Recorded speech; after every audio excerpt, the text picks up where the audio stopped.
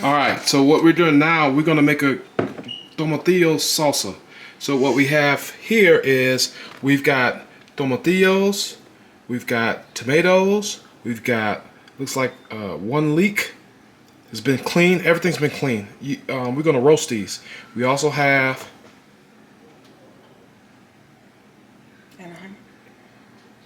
Anaheim peppers, poblano peppers, half of a red onion, and jalapenos, jalapenos, and half a white onion.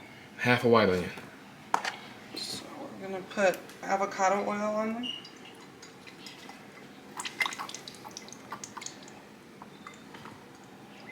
And you want to be kind of generous because you want to make sure that you can get it all over all the vegetables. My hands are clean, I washed them. And then you want to make sure it coats everything.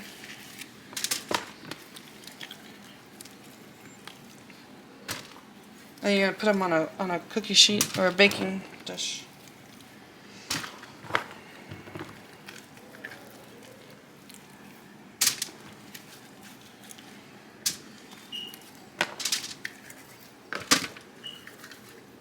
So what's gonna happen is we're gonna roast these. You can also put them on the grill and char them. We're gonna roast these off in the oven at around like 400. Typically, you do want the char. That's what adds another depth of flavor to this salsa. So I've still got the beef cheeks outside on the Weber kettle, 22-inch. They're going. They got another hour and a half left on them. And then I'm gonna get them off. And here in my crock pot, I've got that beef tallow.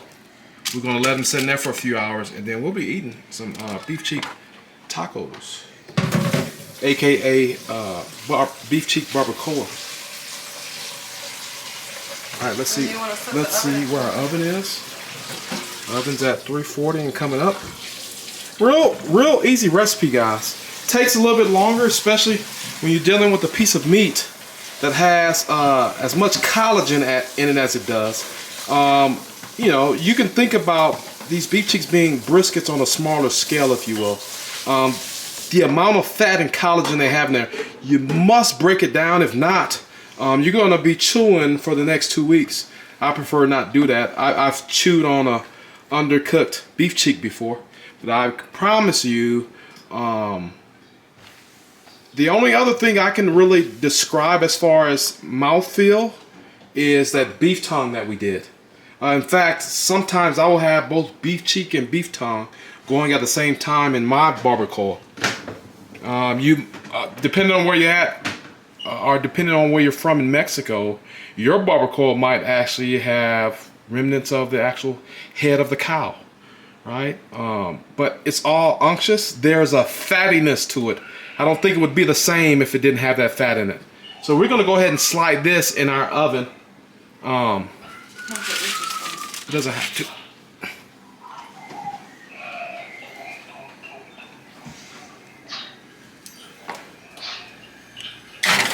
All right, I'll be back when we get ready to pull this out, and I'll show you how else we're gonna make our salsa. Let's go. Okay. So we're gonna put them in the blender. Yes. They should be falling apart and have some color to them.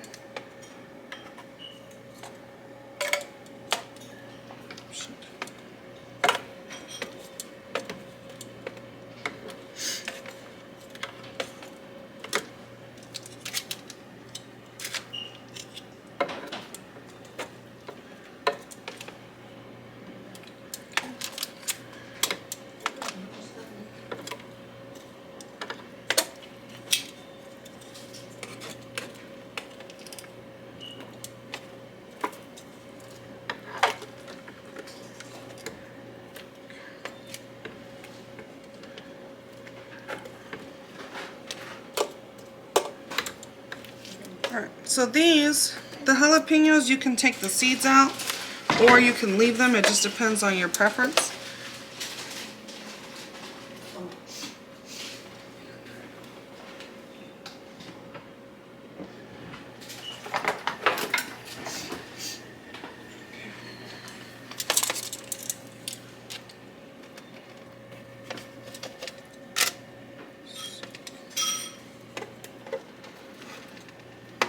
case, we're just going to cut it open and then just scoop the seeds, most of the seeds out.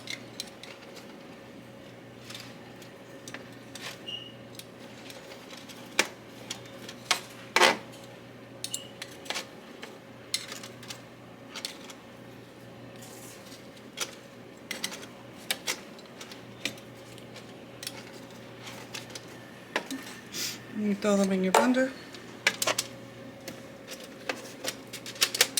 If you want it to be hot, like spicy hot, then you can leave all the seeds in them.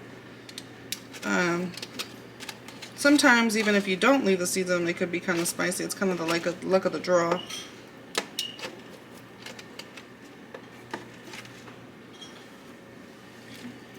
Now these, your Anaheim peppers, they're going to be hot, so you want to be careful, but what you want to do is take the, if you see it, it should come right off. It should just peel right off. You just want to get it. Now if they don't come all the way off, then that means that you need to put it back in the oven for a few more minutes, and it should just just peel straight off. You can also, once you take them out of the oven from roasting, you can also put them in a Ziploc bag, and the steam will also help you peel them. Now you don't want to wash it to take the peels off, because you're going to take away a lot of the flavor. Plus they're already clean anyway. So, but you don't want the skin in your salsa, because it's going to make it very, it makes it like it doesn't give it good texture, because you want your salsa to be smooth. And the same thing with these, you just open it up and scoop out the seeds. As you can see, it's steaming because it's hot. You just take them out and then you throw them in your blender as well. So, again, we're just peeling them.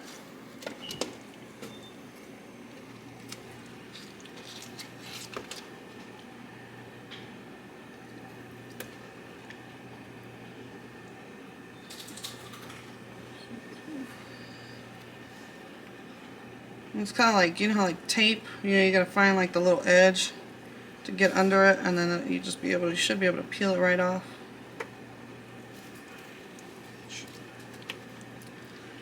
So you open it, and you take all the seeds out, and there it goes.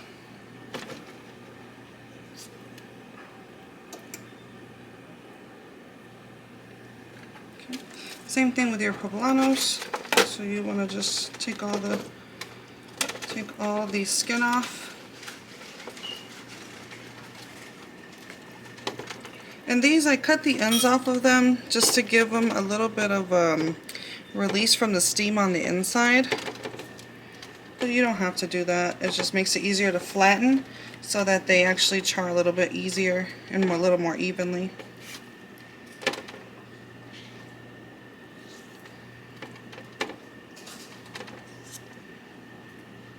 You just want to get off all the skin.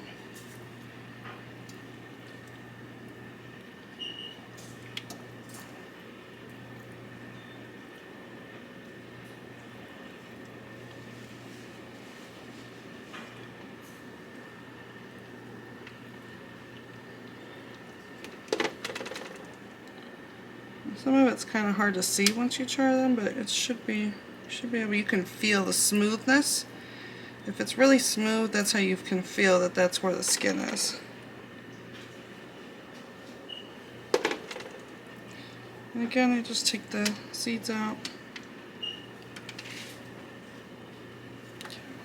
Throw them in the blender. And you can kind of see it's kind of like see it coming off.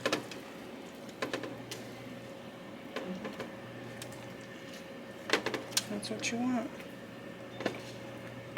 You want it to come right off.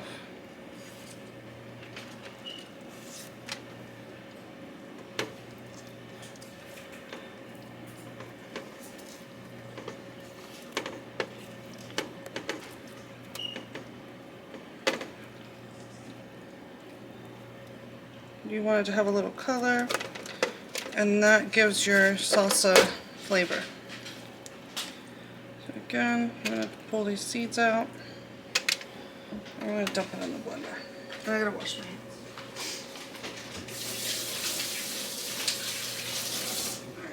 So now, to this, we're going to add some black pepper.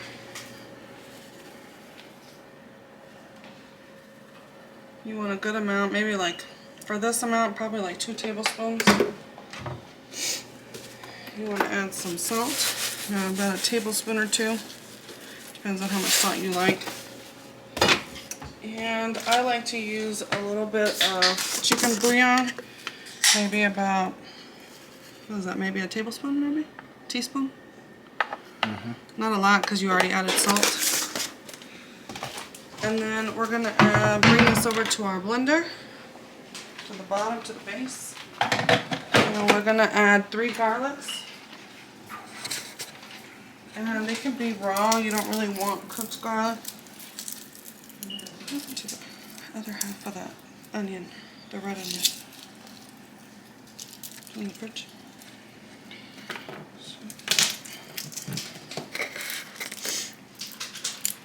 And you could roast these, but I like them raw. I think it gives it a little bit more of a bite when you leave them raw versus roasting them. I'll cut the ends off.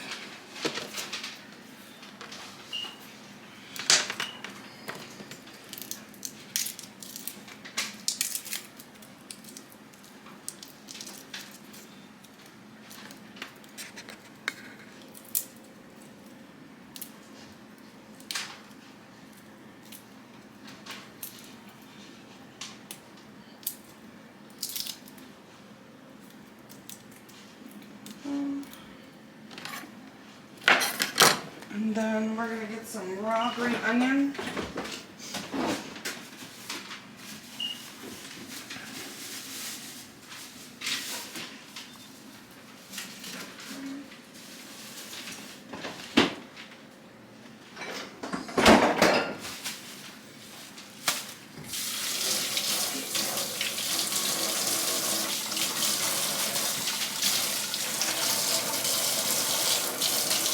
Green onion, take the ends off, and I like to just cut them in half, maybe sometimes in thirds, just add it in.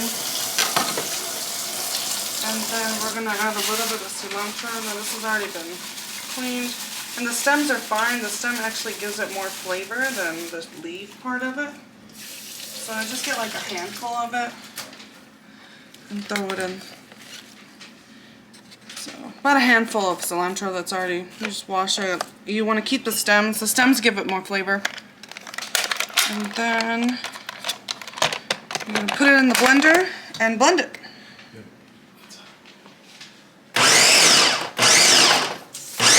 You want to... What? It's hot. Oh. I thought it was close. Oh.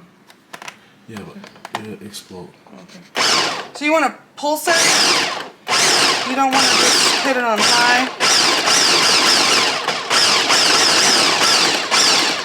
You start seeing the more tender you want it, you know, you do it less. The more tender you want it, you do it a little more.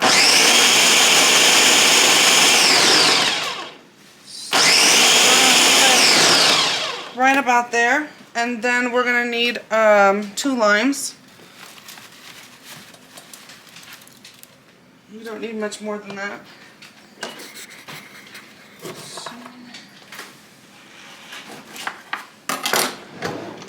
I mean, I guess it's to your liking. If you want to add more lime, you can. I feel like it makes it a little too citrusy when you add too much lime. Just have to keep in mind that the tomatillo is already citrusy and acidic itself. I might actually just do 1 because I think that was a good amount of juice.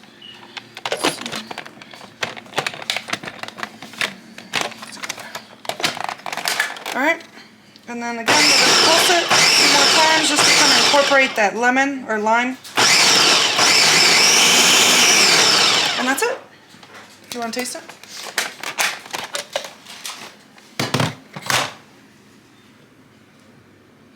So I left it a little bit chunky. I mean, you can blend it down more if you want it a little bit thinner. totally up to you. And then you just want to taste it to see if it needs more salt or anything.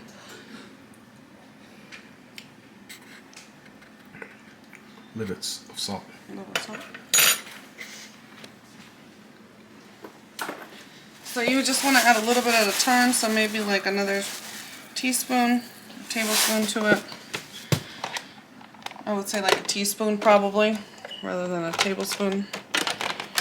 And then just put it. And that should do it. Let me wash this real quick.